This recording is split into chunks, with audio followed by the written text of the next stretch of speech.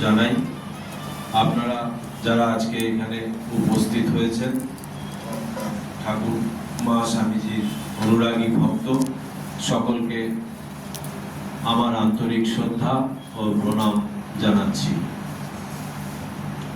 আজকের একটা বিশেষ দিন এবং এই দিনে আজকে এই যে পুণ্যভূমি বড়নগর মঠ, যে বড়নগর মঠে ঠাকুরের সমস্ত পার্ষদ প্রায় সকলেরই এই চরণ ধরি এখানে পড়েছিল এবং এই পুণ্যভূমিতে আজকে এখানে বসে এইরকম একটা পুণ্য দিনে আচার্য জগৎগুরু শঙ্করাচার্যের জীবন আলোচনা করতে পেরে আমি নিজেকে ধন্য মনে করছি এবং কৃতজ্ঞতা জানাই।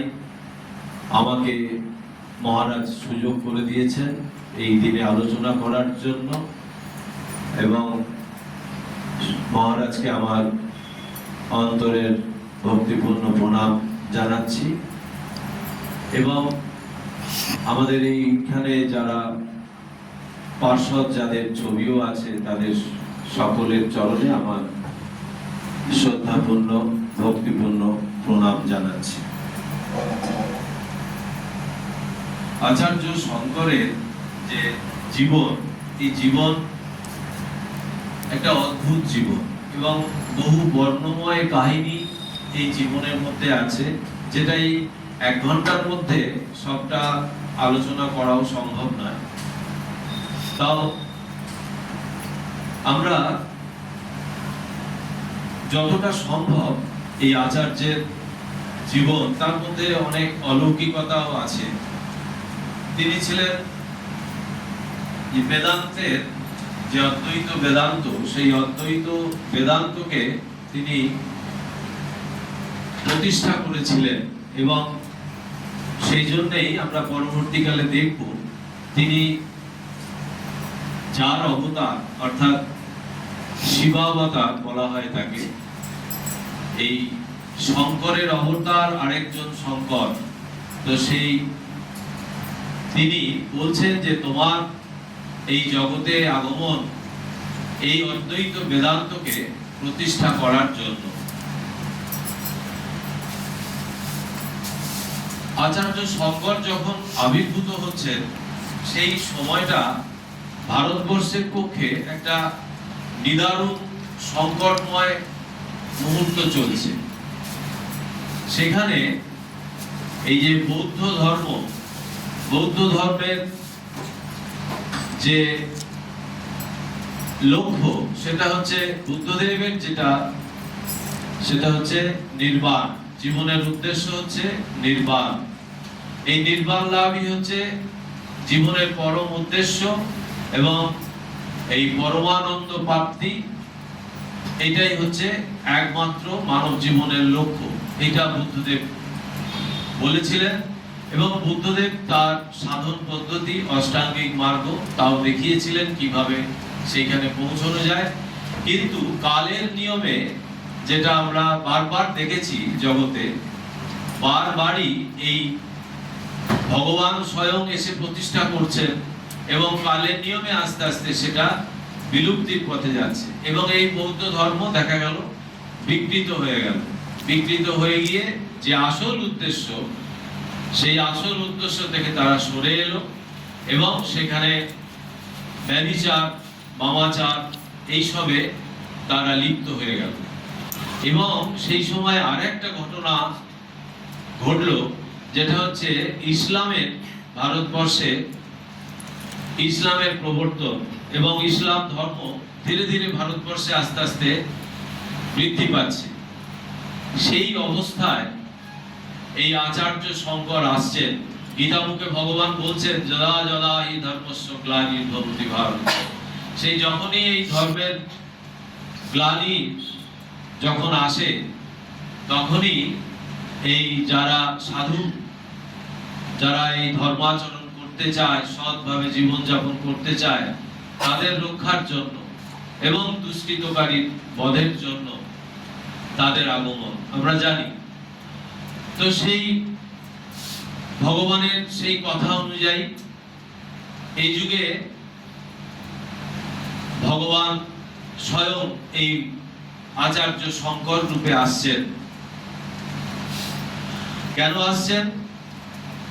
সেই পুনরায় আবার সেই ধর্ম সংস্থাপনের জন্য, সেই দেব কার্য সাধনের জন্য তার আগমন। আচার্য যখন জন্ম নিচ্ছেন, সেই জন্ম বৃত্তান্তটা একটা খুব সুন্দর কাহিনী আছে। আচার্য তার পিতা শিবগুরু, সেই শিবগুরু প্রথম জীবনে তিনি এই স্বাধ্যায় এবং তপস্যা, গুরু গৃহে বাস, এইসব নিয়ে তিনি কালাতিপাত করছিলেন। এই সময় তিনি যখন দেখলেন যে প্রায় বার্ধক্যে উপনীত, সেই অবস্থায় তার পিতা তাকে আদেশ করলেন যে সংসারে ফিরে এসে আবার এই সংসার যাত্রা নির্বাহ করার জন্য। অর্থাৎ তাকে আবার এই বিবাহ বন্ধনে আবদ্ধ হতে হলো ওই বৃদ্ধ বয়সে, এবং তাদের কোনো সন্তানাদি হচ্ছিল না। সেই অবস্থায় যখন আচার্য আসবে, সেই তার আগের যে অবস্থাটা, সেই অবস্থাটা কি হলো? তাদের ওইখানে একটি পাহাড় ছিল, চন্দ্রমৌলীশ্বর শিব সেখানে অধিষ্ঠিত আছে। সেখানে তারা দুজনে মিলেই গেলেন তপস্যা করতে। তার মা ছিলেন বিশিষ্টা দেবী।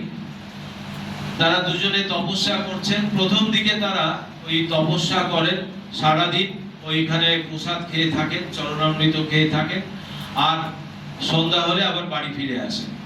তারপরে যখন তপস্যার বেগ আরো বৃদ্ধি পেল, তখন তারা দুজনেই ওই মন্দিরে তারা থেকে গেলেন, এবং এমন একটা অবস্থা এলো যখন তাদের আর হাঁটা চলার ক্ষমতা নেই। এই তপস্যা করতে করতে তাদের শরীর ক্ষীণ হয়ে এলো, এবং তারা ওই অবস্থাতে ওইখানেই পড়ে রইল। এই অবস্থায় একদিন স্বয়ং শিব, সেই চন্দ্রমৌলীশ্বর শিব, একদিন রাত্রে এসে সেই শিবগুরুকে স্বপ্নে দর্শন দিচ্ছেন, দিয়ে তাকে বলছেন, তোমার তপস্যায় আমি প্রসন্ন হয়েছি, তোমার কি বর চাই বলো। তখন তিনি বলছেন যে আমাকে এমন একটা বর, এমন একটা পুত্র দিন, যে পুত্র হবে দীর্ঘায়ু এবং সর্বজ্ঞ। তখন ভগবান শিব বলছেন যে না, এই দুটো তো একসাথে হতে পারে না। হয় তুমি বলো দীর্ঘায়ু সন্তান চাই, তাহলে সেটা হবে, আর না হলে বলো সর্বজ্ঞ সন্তান চাই, তাহলে সেটা হবে, কিন্তু দীর্ঘায়ু সর্বজ্ঞ একসাথে হবে না। তখন বললেন ঠিক আছে, তাহলে আমাকে আমাদের একটা সর্বজ্ঞ সন্তান দিন, যে জ্ঞানী হবে। তখন ভগবান তাকে প্রতিশ্রুতি দিলেন যে ঠিক আছে, আমি তোমাদের পুত্র রূপে অবতীর্ণ হব, আর তপস্যা করতে হবে না, তোমরা বাড়ি ফিরে যাও। এইভাবে তারা বাড়ি ফিরে গেলেন শিবের আশীর্বাদ পেয়ে। তারপরে যথা সময় 686 সালের 12ই বৈশাখ, এটা মতান্তর আছে, অনেকে 688ও বলে। 12ই বৈশাখ শুক্লা তৃতীয়া তিথি, এই শুক্লা তৃতীয়া তিথিটাও আবার দ্বিমত আছে। সেটা আবার এই দশনামী সম্প্রদায়, যেটা আচার্য শঙ্করেরই প্রতিষ্ঠিত, সেই দশনামী সম্প্রদায়ের অনেকেই এই শুক্লা পঞ্চমী তিথিতে এইটা পালন করা হয়। তো যাই হোক, তো 686 সালের 12ই বৈশাখ শুক্লা তৃতীয়া তিথিতে শুভ মধ্যাহ্নে বিশিষ্টা দেবী এই শিশু শঙ্কর সদৃশ এক কমনীয় কান্তি পুত্র প্রসব করেন। পুত্রের নাম রাখলেন শঙ্কর। এই শঙ্কর আবির্ভূত হলেন। তিনি আবির্ভূত হলেন তার আগের যে সমস্ত ভগবান যারা এসেছেন অবতার হিসেবে, শ্রীরামচন্দ্র, ভগবান শ্রীকৃষ্ণ, যীশু খ্রিস্ট, বুদ্ধ, চৈতন্য, শঙ্কর, পরবর্তীকালে এই যুগে শ্রীরামকৃষ্ণ, এদের সমস্ত কাজই হচ্ছে এই দেব কার্য সাধন, অর্থাৎ তাদের জন্ম কর্মই হচ্ছে অলৌকিক। এই শঙ্কর হচ্ছেন আশ্চর্য বালক, তার অসাধারণ মেধা, তীক্ষ্ণ বুদ্ধি আর শ্রুতিধর, অসম্ভব স্মৃতিশক্তি, এইসব গুণের অধিকারী হয়ে তিনি এলেন। এবং 1 বছরের মধ্যে দেখা গেল যে তার পিতা শিবগুরু, তিনি শাস্ত্রজ্ঞ পণ্ডিত মানুষ, তিনি সদা সর্বদা শাস্ত্র চর্চা করেন। এই তার পিতার সঙ্গে সঙ্গে 1 বছর বয়সেই তিনি ঘুরছেন ফিরছেন, আর এই পিতার সঙ্গে থেকে থেকে তিনি এই বেদান্ত, উপনিষদ, গীতা এই সমস্ত শুনে শুনে আস্তে আস্তে তার মুখস্থ হয়ে যাচ্ছে, কণ্ঠস্থ হয়ে যাচ্ছে। এই অবস্থায় 1 বছর পেরোলো, তারপরে 2 বছর যখন শঙ্করের বয়স, তখন শঙ্কর সে নিজেই এই উপনিষদের মন্ত্র, গীতার বা শ্লোক সব বলতে আরম্ভ করেছে। এই অদ্ভুত বালককে দেখে সবাই অবাক হয়ে যাচ্ছে যে এইরকম তো দেখা যায় না। তারপরে এই পিতা ঠিক করেছিলেন যে 5 বছর বয়স হলে ছেলের উপনয়ন দিয়ে দেবেন। তো সেই 5 বছর বয়স আর হলো না, বিধাতার ইচ্ছায় 3 বছর বয়স যখন শঙ্করের, তখন তার পিতার মৃত্যু হলো। এই পিতার মৃত্যু যেই হলো, মা বললেন আকুল পাথারে, কারণ আর কেউ তাদের নেই। তাদের অল্প স্বল্প এই জমি জমা আছে, আর কিছু জ্ঞাতি আছে, আসা যাওয়া করে, আর এই তার একমাত্র এই বালক সন্তান। একে নিয়ে তারা করলেন কি, মাতুলালয়ে চলে গেলেন। সেখান থেকে তার মনে পড়লো যে 5 বছর বয়সে তার পিতা ঠিক করেছিলেন ওইতে উপনয়ন দেবেন, তো সেই জন্য আবার তারা বাড়ি ফিরে এলেন। 5 বছর বয়সে তার উপনয়নের ব্যবস্থা করা হলো। এই উপনয়ন হয়ে গেল।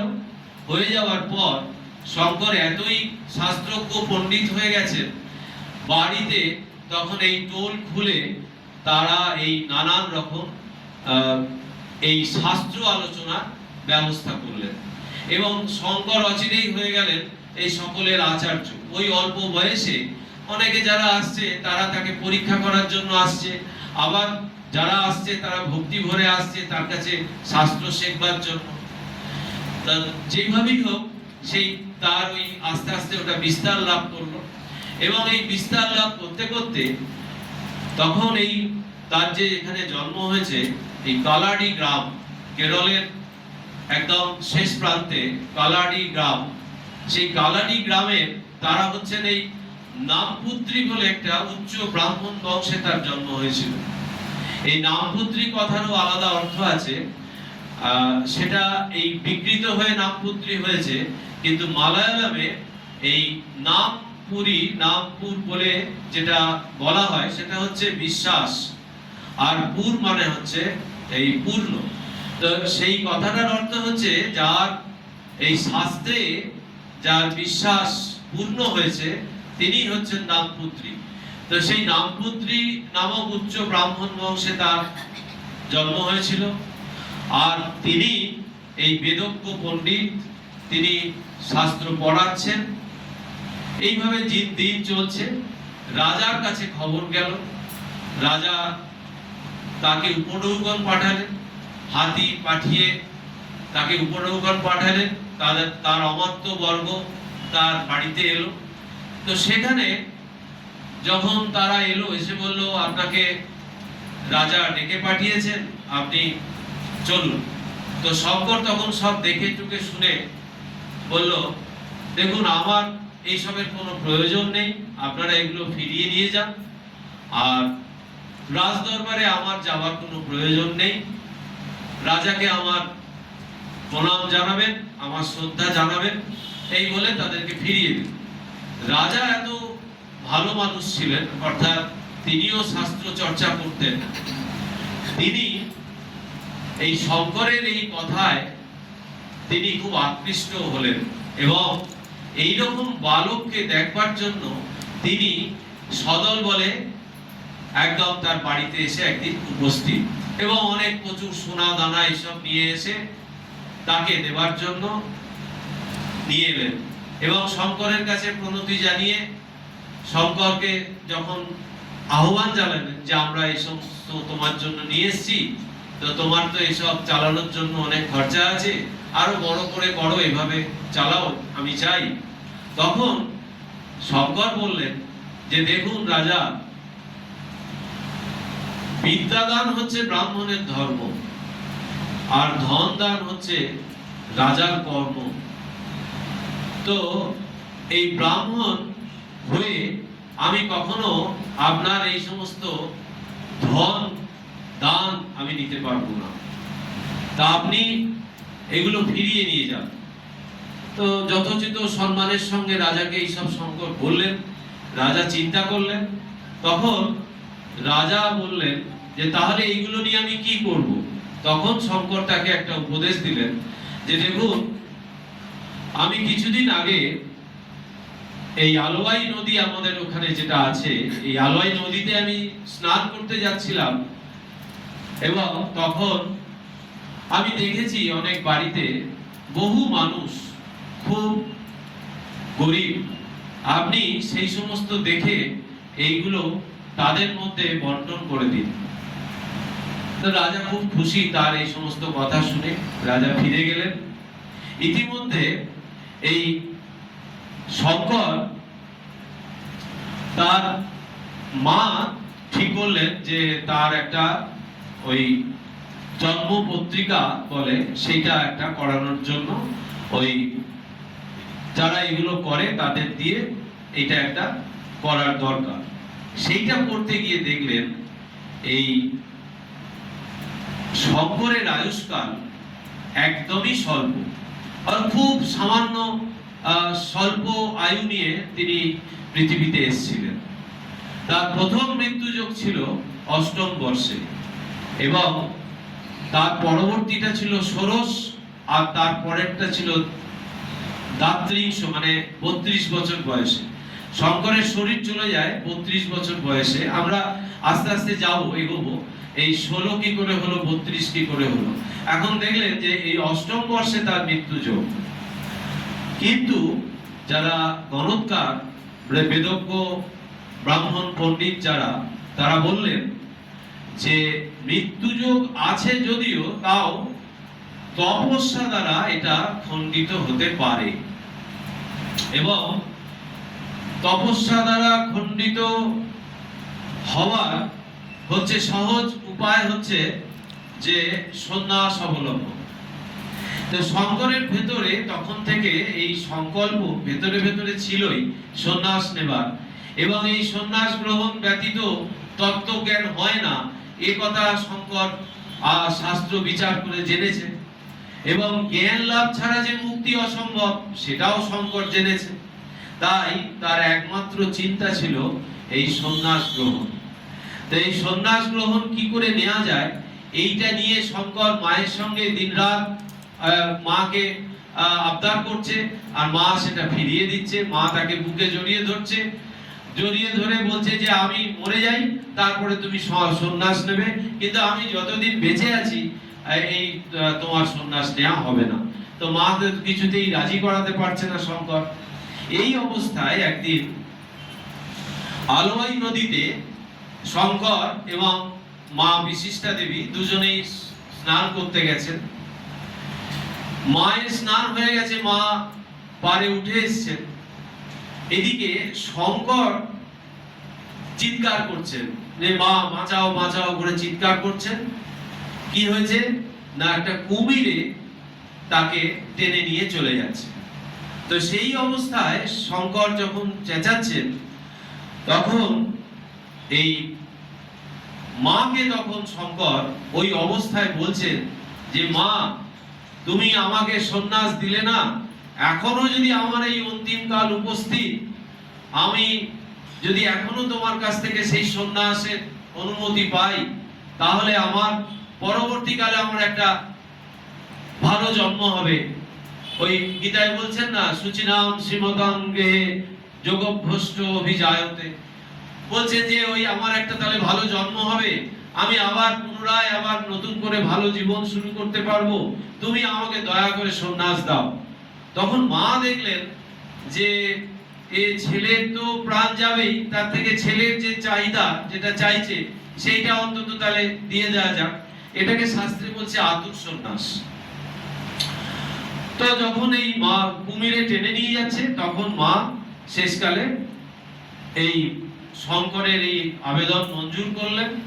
এবং দেখা গেল যে এই শঙ্করকে যখন তার মা যখন এই অনুমতি দিলেন, তখন কিন্তু ওই অলৌকিকভাবে ওই কুমির শঙ্করকে ছেড়ে দিয়ে চলে গেল। এরপরে তো শঙ্করকে পারে নিয়ে আসা হলো, ধীবররা তাকে নিয়ে জলে তুললো, কুমিরটাকেও ধরা হলো, তারপরে শঙ্করকে শুশ্রূষা করে তাকে বাড়ি নিয়ে যাওয়া হলো। এবারে বাড়িতে গিয়ে শঙ্কর বলছেন, না আমি তো ঘরে ঢুকবো না, আমি ওই বাইরেই থাকবো, বাইরে গাছতলায় বসে থাকবো, আমি তো এখন সন্ন্যাসী। তারপরে মাকে কাকুতি মিনতি করছেন, তুমি আমাকে গেরুয়া পরিয়ে দাও, তো আমি এই এই বিয়ে আর থাকার আমার অধিকার নেই। আর মা ওইদিকে ছাড়ছে না, বলছে না এটা তো হয় না, আমি তোমাকে সন্ন্যাস দিয়েছি, কিন্তু তুমি এখানে আলাদা থাকো, আলাদা খাও সপা, কিন্তু তোমার তো আমাকে ছেড়ে গেলে কি করে হবে, আমাকে কে দেখবে, আমার তো কেউ নেই। তখন শঙ্কর মাকে দিনের পর দিন বোঝাচ্ছে এবং মাকে বলল, দেখো মা, আমি যদি না যাই তাহলে আমি যে দেব কার্য সাধনের জন্য জগতে আবির্ভূত হয়েছি সেই কার্য সাধিত হবে না।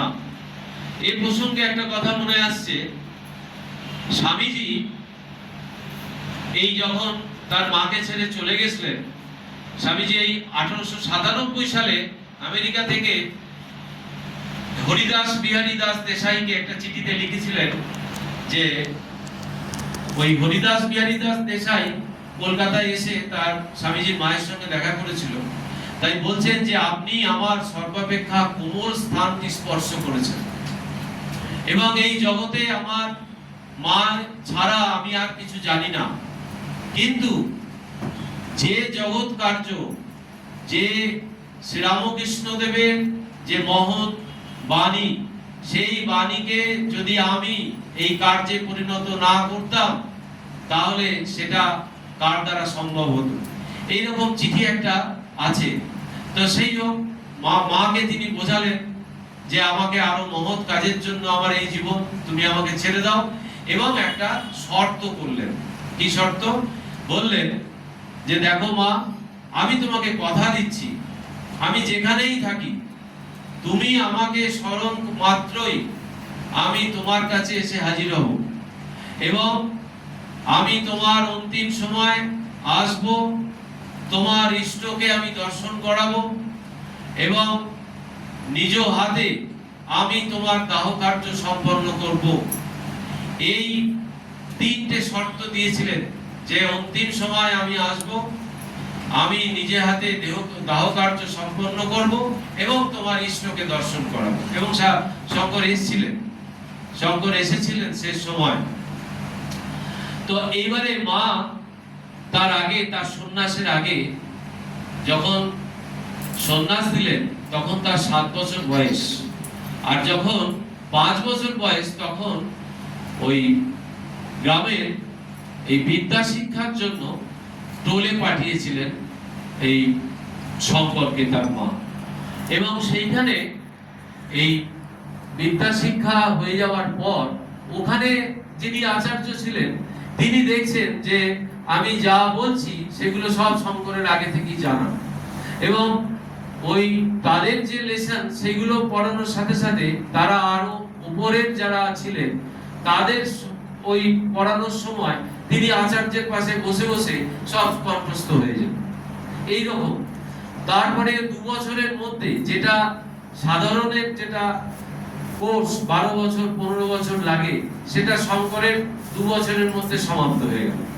এবার গুরু তখন বললেন, দেখো এই বিদ্যা শেষে, শাস্ত্র আলোচনার শেষে এই ভিক্ষাবৃত্তি অবলম্বন করতে হয়। তো সে ভিক্ষা করতে পাঠালেন।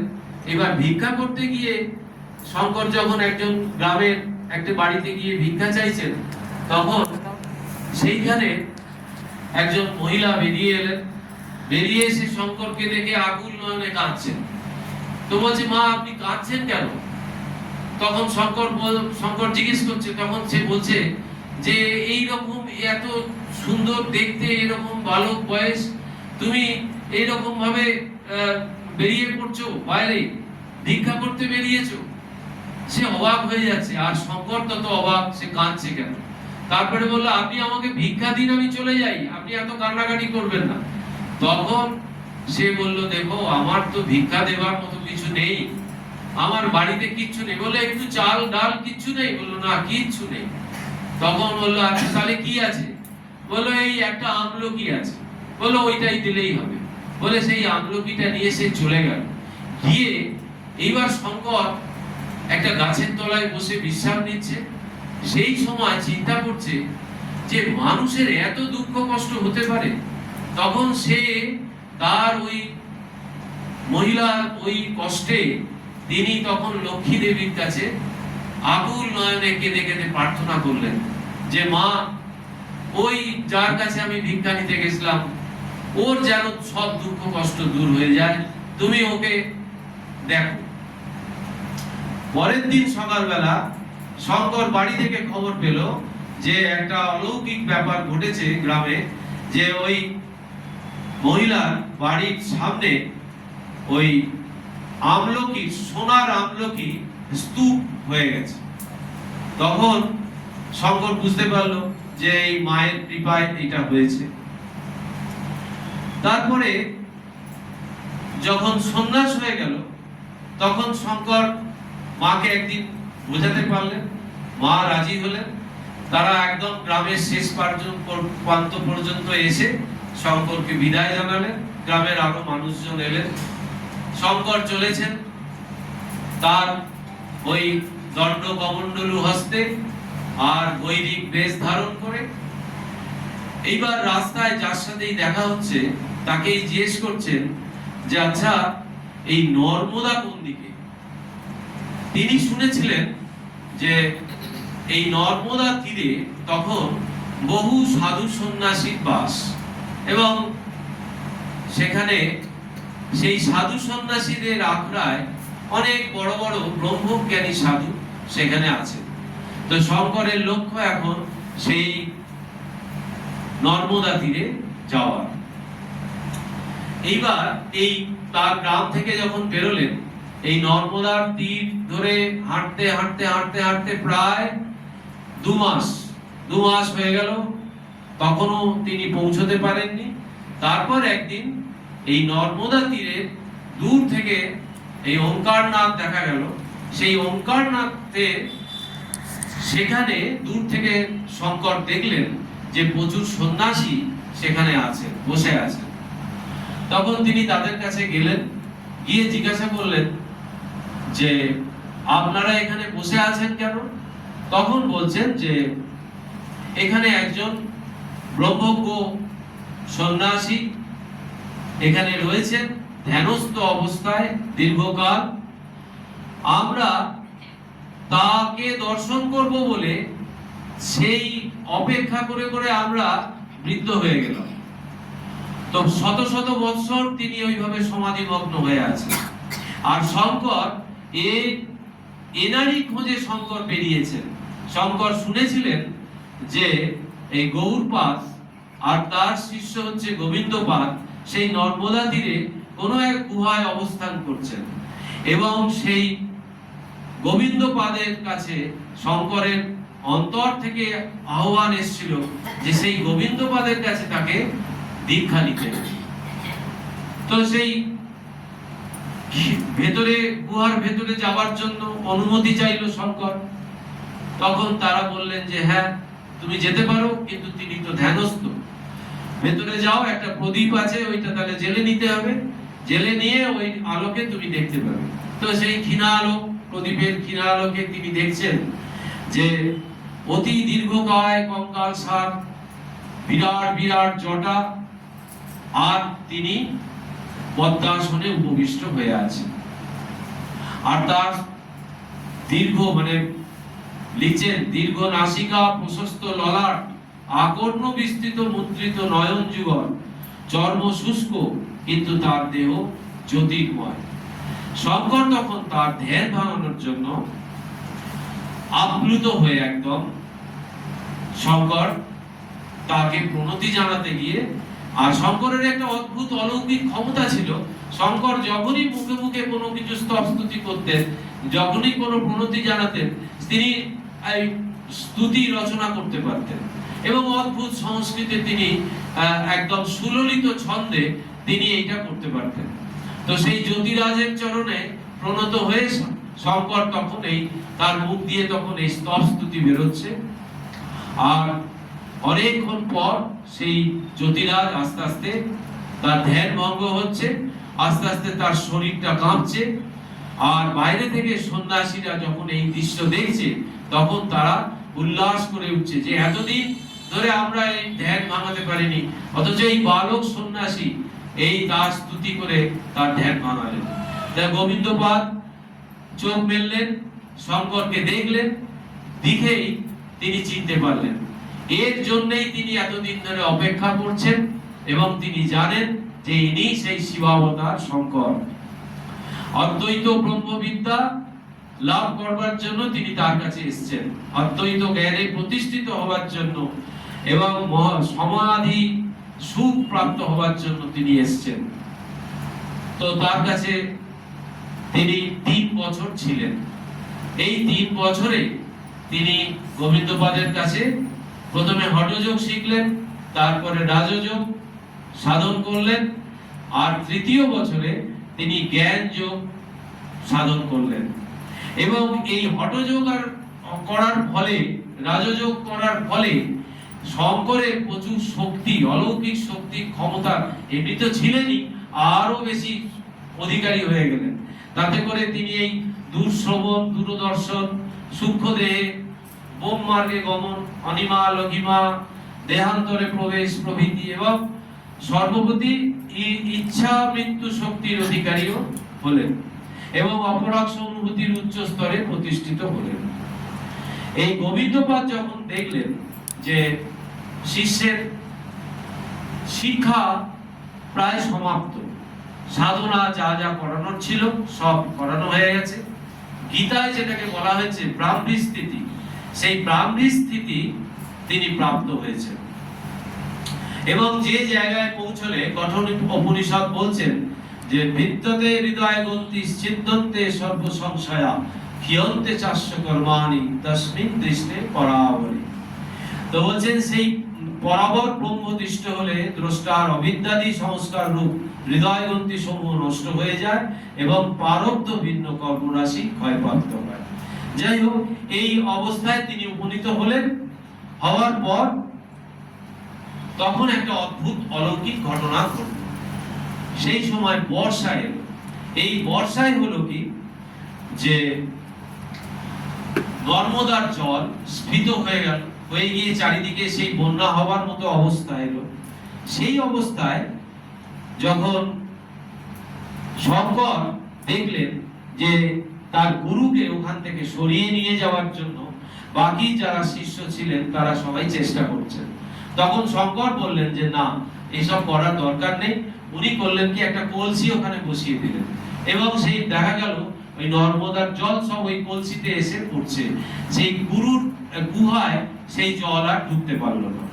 এরপরে গোবিন্দপাদ তাকে নির্দেশ দিলেন যে তুমি যাও বারাণসীতে, কাশীতে গিয়ে তুমি সেখানে তোমার দেবাদিদেব মহেশ্বরের তুমি দর্শন পাবে এবং তুমি সেখানে গিয়ে তার অভিলাষ অনুযায়ী তুমি বাকি কার্য সাধন করবে। এইবারে শঙ্কর যখন এতে এলেন, বারাণসীতে এলেন, তখন অদ্ভুত অদ্ভুত ঘটনা ঘটছে। তিনি প্রথমে মণিকর্ণিকায় তিনি দেখলেন যে নির্জন জায়গা এবং মণিকর্ণিকার ঘাট তো আমরা জানি যে ওখানে অহরাহ দিবারাত্র মরা পড়ানো হয়। তো সেইখানে সে শঙ্কর সেখানে বসলেন এবং সেখানে সারাদিন ধ্যান করতেন। আস্তে আস্তে খবর চারিদিকে ছড়িয়ে গেল যে একজন যোগী পুরুষ এবং অলৌকিক শক্তির অধিকারী একজন এই কাশীতে এসেছেন, আর তিনি শাস্ত্রবিদ এবং এই বেদান্তের তিনি মানে বেদান্ত কেশরী বলা যায়, বেদান্তের তিনি একদম পণ্ডিত। তো সেই দলে দলে লোক সেখানে আসতে থাকলো, তার শিষ্যত্ব গ্রহণ করতে থাকলো। এইভাবে চলছে দিন। একদিন শঙ্কর দেখছেন যে সকালে তিনি প্রতিদিনই গঙ্গা স্নানে যেতেন। এই গঙ্গা স্নানে গিয়ে একদিন দেখছেন যে এই গঙ্গার ঘাটের পাশ দিয়ে যাচ্ছেন, আর দেখছেন যে একটা বালক ব্রহ্মচারী তিনি ওই ডুপ্রিংকরণে সংস্কৃতে এটা হচ্ছে ব্যাকরণের চর্চা আর কি, তো সেইটাও ক্রমশ উচ্চারিত করছে, মুখস্থ করছে। তখন শঙ্কর ওইখানে দাঁড়িয়ে দাঁড়িয়ে ওই দৃশ্য দেখে শঙ্কর সঙ্গে সঙ্গে একটা শ্লোক রচনা করলেন। সেইটা আমরা সকলেই সেটা জানি। সেইটা হচ্ছে ওই চর্পণ মঞ্জরিকা স্তোত্রে আছে, সম্পাত্রে সন্নিহিতে মরণে নহি নহি রক্ষতি ডুপ্রিং করণে। বলছেন যে মৃত্যু যখন আসবে তখন এই ডুপ্রিং করণে, এই ব্যাকরণের জ্ঞান তোমাকে বাঁচাবে না হে বালক। তাহলে কি করতে হবে? ভজ গোবিন্দম ভজ গোবিন্দম গোবিন্দম ভজ মূঢ়মতে। এই কথা বলছেন যে হে মূঢ়মতি বালক, গোবিন্দকে ভজনা করো, গোবিন্দকে ভজনা করো। এই কথা আছে, এই অদ্ভুত ঘটনা। আর চর্পণ মঞ্জরিকাতে স্তোত্রে দেখবেন, আমরা এটা শুনে আসছি, বহুদিন ধরে শুনছি, যারা রামকৃষ্ণ মঠ মিশনে এই আলোচনা পাঠ আমরা শুনি, সেখানে দেখবেন অনেকেই, অনেক বক্তারই মুখে এটা আসে, এই পুনরপি জননম পুনরপি মরণম পুনরপি জননী জঠরে শয়নম ইহ সংসারে ফলু দুস্তারে কৃপয়া পারে পাহি মুরারে। ওই যে জন্ম মৃত্যু পুনঃ পুনঃ আসে, পুনর্বার মাতার উদরে বাস হয়, হে মুরারি এই দূরতিক্রমণীয় আকুল সংসারে কৃপা পূর্বক ত্রাণ করো। তারপরে আছে আরো, তো সেখানে একটা শ্লোক আছে যেটা বলছেন শঙ্কর, এই তো কিছু বলার পর বলছে গেয়ং গীতা নাম সহস্রম দেয়ং শ্রীপতি রূপম অজস্রম দেয়ং সজ্জন সঙ্গে চিত্তম দেয়ং দীনজনায় চ বিত্তম। গীতা ও সহস্র নাম আবৃত্তি করবে, নারায়ণের রূপ নিরন্তর ধ্যান করবে, সাধু সঙ্গে চিত্তকে রাখবে এবং দীনজনকে ধন দান করবে। আমাদের শ্রী শ্রী ঠাকুর বলেছেন না যে সাধু সঙ্গ, এই সাধু সঙ্গ, এই সজ্জন সঙ্গ, এই সাধু সঙ্গ মানে শুধুমাত্র একটা বিশেষ পোশাকধারী ব্যক্তিকে বোঝায় না। সাধু সঙ্গ মানে সবসময় সৎ প্রসঙ্গের মধ্যে রাখা। তো শঙ্করের ওই চর্পট মঞ্জরিকাতে আমরা দেখেছি, শঙ্করকে আমরা অনেক সময় ভুল করেছি। তিনি, আমরা বলেছি মায়াবাদের তিনি প্রবক্তা, অর্থাৎ মায়া ওপরেই তিনি সমস্ত কিছু রচনা করেছেন, আদৌ তা নয়।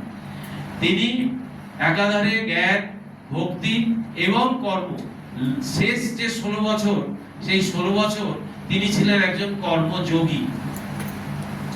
তারপরে এই যখন শঙ্কর এখানে এলেন, যে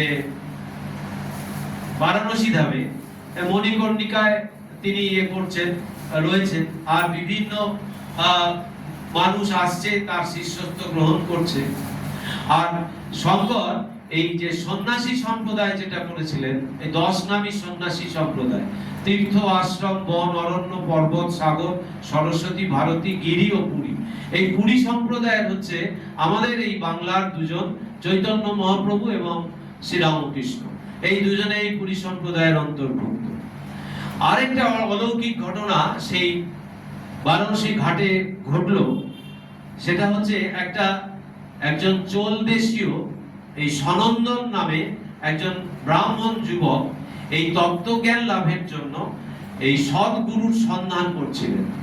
এই সদ্গুরুর সন্ধান করতে করতে তিনি এসে পড়লেন এই বারাণসীতে, এবং বারাণসীতে এসে শুনলেন শঙ্করের এই অলৌকিক শক্তি, মেধা, এই পাণ্ডিত্য, এইসব শুনে তার প্রতি তার ভীষণ শ্রদ্ধা হলো, এবং তিনি শ্রদ্ধা অবনত চিত্তে শঙ্করের কাছে প্রণাম জানিয়ে বললেন, আপনি আমাকে দীক্ষা দিন, আমাকে সন্ন্যাস মন্ত্রে দীক্ষিত করুন। এবং এই হচ্ছে শঙ্করের এই সনন্দন। পরবর্তীকালে তিনি হবেন পদ্মপাদ, এই হচ্ছে তার প্রথম শিষ্য। এখন এই পদ্মপাদের অসাধারণ মেধা ছিল, এবং পদ্মপাদ একদম ছোট বয়সে, এই 4-5 বছর বয়সে তিনি গৃহত্যাগ করে, এবং গৃহত্যাগ করে সে ওই স্বপ্নে দেখেছিল যে নৃসিংহ দেবকে, এবং সেই ওই নৃসিংহ দেবেরই তিনি সব সময় পূজা অর্চনা করতেন, এবং ব্যাকুল ভাবে একদিন এক সময় বনে চলে গেছিলেন, অরণ্যের মধ্যে সেই ব্যাকুল ভাবে সেই নৃসিংহ দেবের প্রার্থনা করতেন। একদিন একটা ব্যাধ তার সামনে এলো, এসে জিজ্ঞেস করলো, তুমি এই অল্প বয়স তোমার, তুমি এই জঙ্গলে কি করছো?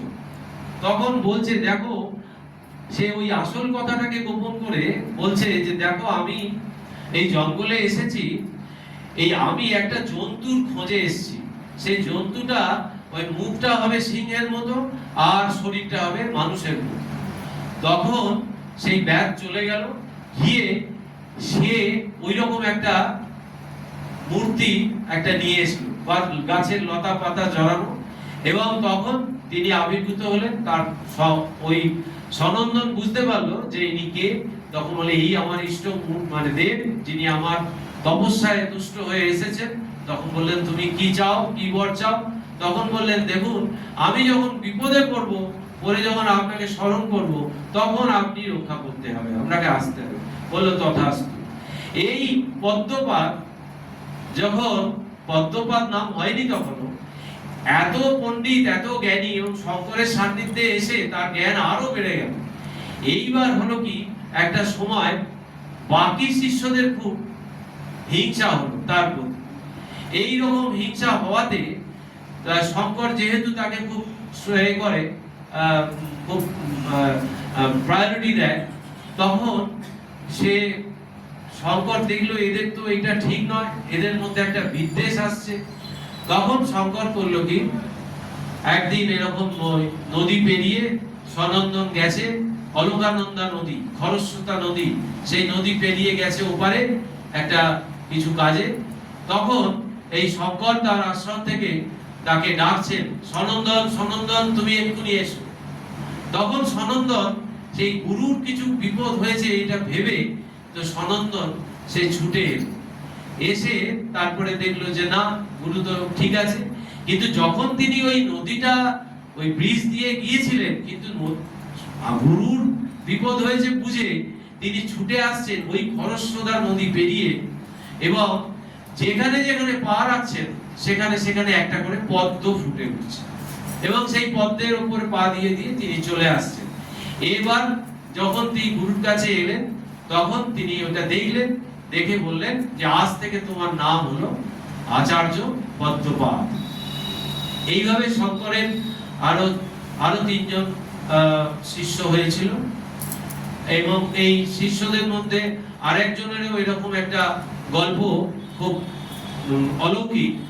তো সেই গিরি বলে একজন শিশু, একজন ব্রাহ্মণ সন্তান, সে পিতামাতার কাছে কখনো সে কথা বলতো না, এবং একবারে সবসময় জ্বরের মতো থাকতো, তার কোনো নড়াচড়া নেই, কোনো ইচ্ছা নেই। এইভাবে যখন ওই দম্পতি যখন শঙ্করের দেখা পেলেন, তখন শঙ্করের কাছে এলেন, এসে সেই ছেলেকে তার পায়ে নিবেদন করলেন, করে বললেন, আমার এই ছেলেকে আপনি ঠিক করে দিন, এর জন্ম থেকেই এইরকম। তখন শঙ্কর যোগ বলে জানতে পারলেন যে এই ছেলে যে সে ছেলে নয়, এই ছেলে হচ্ছে আজন্ম ব্রহ্মজ্ঞানী, এবং এই ছেলে হচ্ছে ওই যখন তার পিতামাতা নদীতে স্নান করতে গিয়েছিল, সেই ছেলে হাত থেকে পড়ে গিয়ে নদীতে ডুবে গিয়েছিল এবং সেই ছেলেকে যখন তোলা হলো তখন সে মৃত। তারপরে ওই নদীর পাড়ে একজন ঋষি ধ্যানস্থ ছিলেন, সেই ঋষিকে গিয়ে যখন তারা বললেন তাদের এই দুঃখের কাহিনী, তখন ঋষির প্রাণ ব্যাকুল হলো, তিনি থাকতে পারলেন না, তিনি তার দেহে প্রবেশ করলেন এবং করে তাকে জীবন ফিরিয়ে দিলেন। কিন্তু এই ব্রহ্মজ্ঞানী কখনো এই সংসারে থাকবেন না এবং তার কিছুই ভালো লাগে না। এবারে শঙ্কর যখন তাকে কোলে নিলেন তখন বলছেন যে বলো তো তুমি কে, তুমি কোথা থেকে এসছো, তোমার জীবনের উদ্দেশ্য কি, তোমার লক্ষ্য কি। এই সুললিত ছন্দে তখন ওই গিরি তখন সুললিত ছন্দে তার এই শঙ্করের বন্দনা করছেন এবং সেই ছন্দটা ছিল তোটক ছন্দ। এবং পরবর্তীকালে এই শিষ্যের নামকরণ শঙ্কর করলেন, তুমি আজ থেকে হলে আমার শিষ্য আচার্য তোটকাচার্য। আরেকজন শিষ্য শঙ্কর যখন এই বৌদ্ধদের যে মত, সেই বৌদ্ধ মত যখন বিকৃত হয়ে গেছে, তখন সেই বৌদ্ধ মতকে যাতে করে আবার ঠিক পথে আনা যায়, সেই জন্য শঙ্কর যখন চেষ্টা করছেন, তখন এই বারাণসীতে এই ব্যাসদেবের সাক্ষাৎ পেয়েছিলেন শঙ্কর। এবং ব্যাসদেব ব্রাহ্মণ বেশে তার কাছে এসেছিলেন এবং শঙ্করকে বলেছিলেন যে তুমি এই হিন্দু সনাতন ধর্মের যে পিলার, যেটাকে বলা হয় প্রস্থানত্রয়, যেটা হচ্ছে শ্রুতি প্রস্থান, স্মৃতি প্রস্থান, ন্যায় প্রস্থান, অর্থাৎ ভগবত গীতা, উপনিষদ এবং ব্রহ্মসূত্র, এই তিনটে তুমি ভাষ্য রচনা করো, মানে ব্যাখ্যা, এই ভাষ্য রচনা করো এবং জগতে এটাকে প্রতিষ্ঠা করো, তার দ্বারা জগতের অশেষ মঙ্গল হবে। এবং তারপরে তুমি এই বুদ্ধদের এই মতকে খণ্ডন করবার জন্য তুমি কুমারিল ভট্ট সঙ্গে তুমি দেখা করো এবং কুমারিল ভট্টের কে তুমি তর্কে আহ্বান জানাও এবং তাকে পরাজিত করে তুমি এই হিন্দু সনাতন ধর্মকে প্রতিষ্ঠা করবে। এবং কুমারিল ভট্টের কাছে যখন শঙ্কর গেলেন, তখন তিনি তার এই গুরুকে বধ করার জন্য, সেটাও একটা আরো ঘটনা অনেক বড়, তো সেই গুরু বধের জন্য সেই কুমারিল ভট্টও কিন্তু এই যেহেতু বুদ্ধরা বেদের নিন্দা করছিল, সেজন্য কুমারিল ভট্ট এই বুদ্ধদের সমস্ত কিছু জানবার জন্য তাদের কাছে গিয়ে গুরুকরণ করে সেগুলো সব শিখে নিয়ে তারপরে তারা ওই বুদ্ধদের পরাস্ত করেছিলেন। এবং বুদ্ধদের তখন যে বৌদ্ধ ধর্মের তখন যে প্রবক্তা, তিনি এই আত্মহত্যা করেছিলেন এই কুমারিল ভট্টের বিচারে হেরে গিয়ে। এবং কুমারিল ভট্ট তখন কি করলেন, ওই যখন শঙ্কর গেলেন তখন দেখলেন একটা পাহাড়ের মতো স্তূপাকার ওই তুষের আগুন করে তার উপর তিনি বসে আছেন এবং তিনি ওই তুষের আগুনের অগ্নিতে বিসর্জন দেবেন নিজের দেহকে। তো তখন সেই অবস্থা থেকে শঙ্করকে বলছেন, তুমি আমার শিষ্য মন্ডন মিশ্রের বাড়িতে যাও এবং এই মন্ডন মিশ্রের বাড়িতে গেলে তুমি জানতে পারবে এবং তাকে যদি তুমি এই তর্কে পরাজিত করতে পারো, তাহলে জানবে তুমি ঠিক জায়গাতে গেছো। এবং এই মন্ডন মিশ্র পরবর্তীকালে হেরে গিয়ে হার স্বীকার করে পরবর্তীকালে তিনি এই আচার্য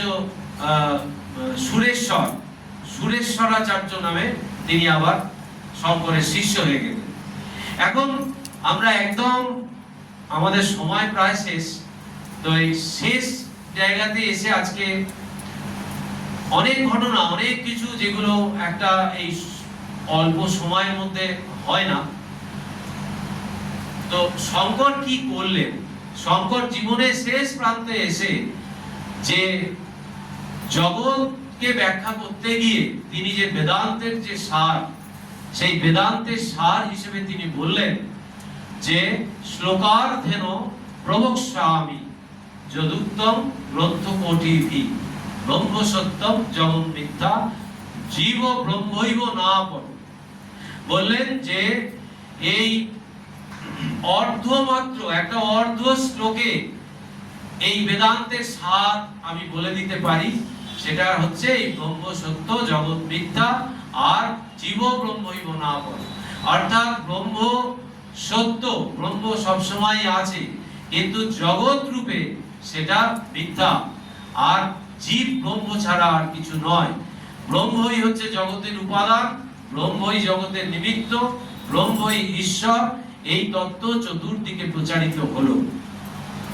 এবং শঙ্কর আমাদের যে উপনিষদের, বেদ উপনিষদের যে বলা হয় মহাবাক্য, সেই মহাবাক্য চারটেকে অবলম্বন করে চার প্রান্তে চারটে মঠ স্থাপন করলেন। সেই ভারতবর্ষের চার কোণায় চারটে মঠ স্থাপন তার অনন্য কীর্তি। এবং এই মঠ স্থাপনের পেছনে তার উদ্দেশ্য ছিল যে এই ভারতবর্ষের এই সনাতন ধর্মকে যদি বাঁচিয়ে রাখতে হয়, রক্ষা করতে হয়, তাহলে এই মঠের প্রয়োজন আছে। এবং এই মঠে তার চারজন প্রধান শিষ্যকে দায়িত্ব দিলেন। এবং সেই মঠগুলো হচ্ছে যে দ্বারকা ধামে হচ্ছে সারদা মঠ, পুরী ধামে হচ্ছে গোবর্ধন মঠ, জ্যোতির্ধাম হচ্ছে জ্যোতির্মঠ, জ্যোতির্ধাম মানে এখন যেটা যোশী মঠ, আর রামেশ্বর ধামে হলো শৃঙ্গেরি মঠ। এখন এই শৃঙ্গেরিতে বহু শঙ্করের ঘটনা আছে, আমরা সেসব দিকে আর যাওয়ার সময় নেই। এখন শঙ্করের অন্তিম যে সময়, সেইটা আমরা একটু বলে আজকে সেই পাঠ শেষ করব। শঙ্কর যখন আবার পুনরায় যখন ওই বদ্রিকা আশ্রমে ফিরে গেলেন, বদ্রিকা আশ্রমের আগে যখন এসেছেন তখন বদ্রিকা আশ্রমে দেখলেন যে সেখানকার বিগ্রহ এই হাতটা আঙুলটা ভাঙা, এবং সেটা প্রথমে তো মন্দিরে গিয়ে দেখলেন বিগ্রহ নেই। এইরকম ভাবে শঙ্কর ভারতবর্ষের প্রচুর মন্দিরে নতুন করে বিগ্রহ স্থাপন করলেন। যেখানে মন্দির ভেঙে দেওয়া হয়েছে সেখানে মন্দির স্থাপনা করলেন। যেমন এই গোমুখে যখন গেলেন শঙ্কর, একবারে কেদার থেকে বদ্রীনারায়ণ হয়ে গঙ্গোত্রী হয়ে গোমুখ, এই গঙ্গোত্রীতে যখন শঙ্কর এলেন তখন ওই গঙ্গার ওই প্রবাহ দেখে শঙ্কর সেই অদ্ভুত সেই গঙ্গার শ্লোক, সেই স্তোত্র তিনি রচনা করলেন। এবং গোমুখে গিয়ে তিনি ওই দুর্গম পথে যাতে মানুষ বারবার যদি না আসতে পারে, সেই গোমুখ দর্শন করে ফিরে এসে তিনি এই গঙ্গোত্রীতে মন্দির স্থাপন করলেন এবং শিবলিঙ্গ এবং মা দুর্গার মূর্তি স্থাপন করলেন।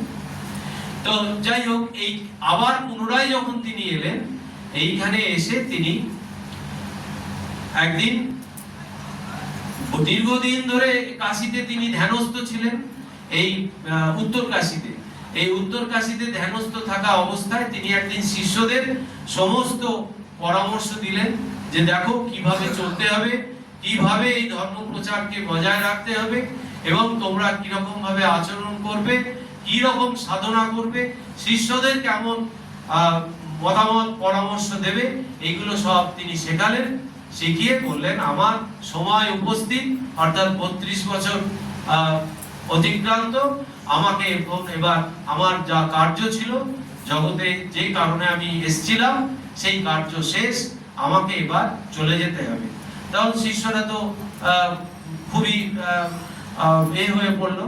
তখন তারা খুব ক্রন্দনরত অবস্থায়, যখন এই অবস্থা, তখন শঙ্কর সে ওই ধ্যান যোগে তার শরীর তিনি ছেড়ে দিলেন সমাধি যোগে।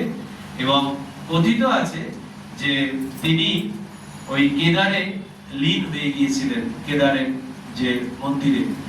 তো এইটা আছে। আজকে আমরা এই পুণ্য দিনে আমরা এই আচার্য শঙ্করের, যিনি জগৎ গুরু এবং যিনি ভারতবর্ষের সনাতন ধর্মকে যিনি পুনঃপ্রতিষ্ঠা করেছেন এবং রক্ষা করার জন্য সমস্ত রকম নির্দেশাবলী দিয়ে গেছেন, সেইগুলো আমরা মাথায় রেখে এবং জগৎগুরু শঙ্করাচার্যর পাদপদ্মে আমরা সাষ্টাঙ্গ প্রণিপাত জানাচ্ছি এবং আবার ঠাকুরমা স্বামীজির চরণে ভক্তিপূর্ণ সাষ্টাঙ্গ প্রণাম জানাচ্ছি।